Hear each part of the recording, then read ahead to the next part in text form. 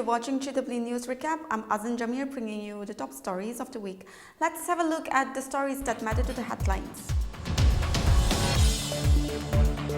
In a shocking case, or rather a bone-chilling incident, a woman was mercilessly murdered by her husband on February 9th evening in Thilixu village, Madhya district.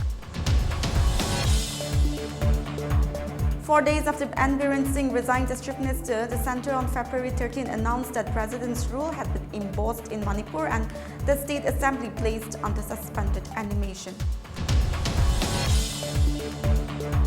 At least 18 people were killed and more than a dozen injured in a stampede that broke out on late February 15 night at a New Delhi railway station. Let's have a look at the news in details. With regard to the ongoing healthcare services issue in Nagaland, the State Chief Minister Nipuriyo addressed on the subject on February 12, stating that services will not be suspended. While talking to media persons, CM reaffirmed that schemes or services will not be suspended and that the state government is working on solving the issues. Let's have a look. The Private Association of Doctors have threatened to suspend all services because of non-payments, the dues that has been, supposedly... It is dramatic and it is resolved. There will be no problem. So, assurance, sir, that it will not be suspended? No, not at all. Okay, thank you.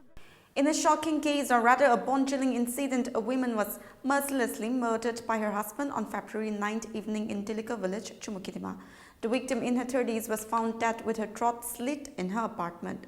The couple, who have been married since November 2024, however, victim Hutoshi was murdered mercilessly by her husband Kokato Yepto after an altercation.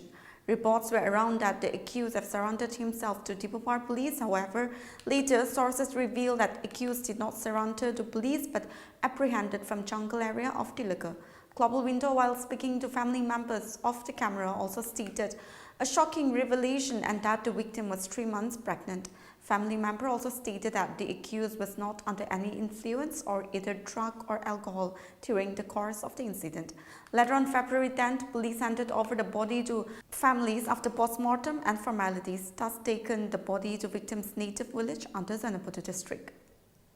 Assam police has arrested a most wanted militant involved in the deadly 2021 ambush on an Indian Army convoy in Manipur from the Hojai district of Assam.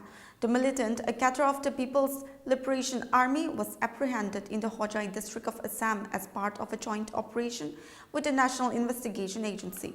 The ambush, which occurred on November 13, 2021 near the Myanmar border in Manipur's Churachandpur district, was one of the deadliest terror attacks in recent years.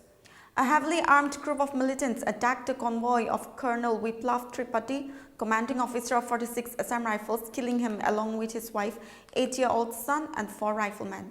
As per inputs, at least 10 militants were involved in the attack, which was later claimed by the Manipur-based terror group. Earlier in 2022, a wanted Manipur Naga People's Front terrorist carrying a cash reward of Rs 4 lakh on his head was arrested in connection with an ambush on an Assam Rifles commandment's convoy in Manipur. The ambush was carried out when Colonel Tripathi was returning from a forward camp around 11 a.m.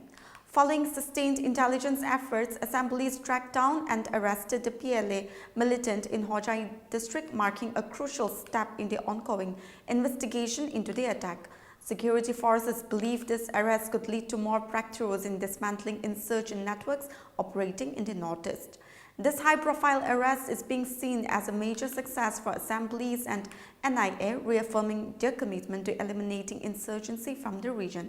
Further interrogations and investigations are expected to reveal more details about the network behind the attack and its links to other extremist outfits.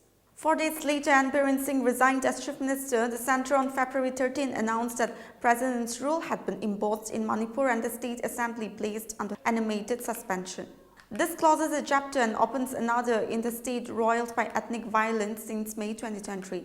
President Draupadi Murmu's decision, announced hours after the 2 houses of parliament adjourned to meet again on March 10 for the remainder of the budget session, followed a report from the Manipur Governor Ajay Kumar Palla. Before President's rule was imposed, a security plan was prepared and the state police and intelligence agencies were monitoring movements of certain individuals to prevent any untoward incident. The BJP-led government in the state collapsed on February 9 when Chief Minister Biren Singh resigned shortly after returning to Imphal from New Delhi, where he had talks with Union Home Minister Amit Shah and BJP President JP Nadda. Accepting Singh's resignation, the governor issued a notification nixing the assembly session by declaring the January order summoning the House on February 10 null and void. Earlier, the Congress had threatened to bring a no-confidence motion against Singh and his government during the assembly session. In the Manipur House of 60 assembly elections in the state are not due until 2027. The current strength was 59 following the death of NPP MLA N. Kaishi last month. An unprecedentedly huge crowd gathered at the New Delhi railway station late February 15 night in hope to board trains to visit the Mahakumbh Mela in Uttar Pradesh's Prayagraj. As the unsuspecting crowd made their way to the platforms, what they did not see coming was a huge stampede that would eventually turn their lives upside down. At least 18 people, including 5 children, died in the stampede that broke out at the railway station.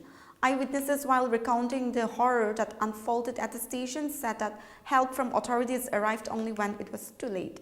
Some even described the crowd as never seen before.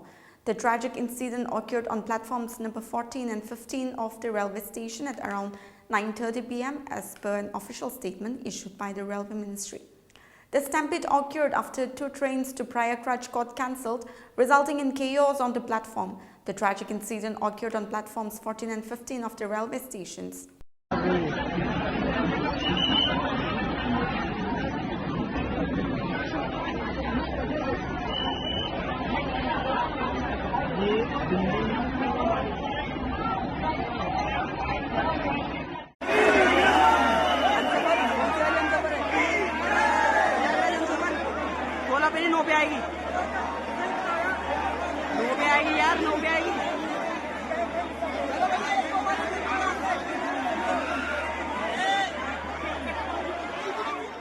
Two people were killed after a coal-loaded truck overturned onto their motorcycle in Madhya Pradesh's Singrauli district on February 14, prompting protests from the locals, which staged a road blockade and set fire to at least 11 buses and trucks in the area. Police arrived at the scene and tried pacifying the mob. However, one of the cops got injured in the uproar.